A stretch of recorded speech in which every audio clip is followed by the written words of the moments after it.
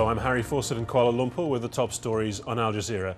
After weeks of delay and political deadlock, the international convoy Viva Palestina has at last arrived in Gaza. More than 100 vehicles and 500 activists crossed into Gaza from Egypt, led by the British MP George Galloway. Ayman Mohyeddin has more from Gaza.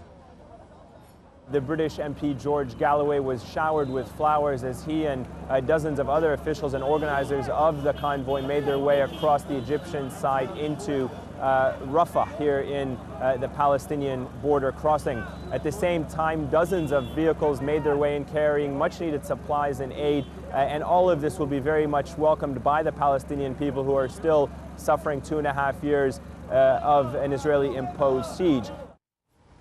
Earlier, Hamas supporters clashed with Egyptian police along the border. One Egyptian policeman was killed and several Palestinians injured. The protesters were angry over the delay of the aid convoy and Egypt's construction of a wall to block smuggling tunnels. The Jordanian family of the alleged suicide bomber and double agent Hamad Khalil al-Balawi says his brother is now in custody. It's claimed al-Balawi killed 7 CIA staff members and a Jordanian security agent when he detonated explosives at a military base in Afghanistan last week. Gunmen in southern Egypt have killed at least 7 people in a drive-by shooting outside a church as worshippers left a midnight mass for Coptic Christmas. Egypt's Interior Ministry says the attack is thought to be in retaliation for a November rape of a Muslim girl by a Christian man in the same town.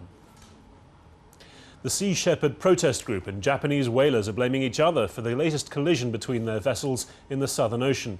New Zealand says its maritime agency will investigate the clash. And snow and ice is continuing to blanket much of Europe, bringing chaos to many regions suffering their worst winter for decades.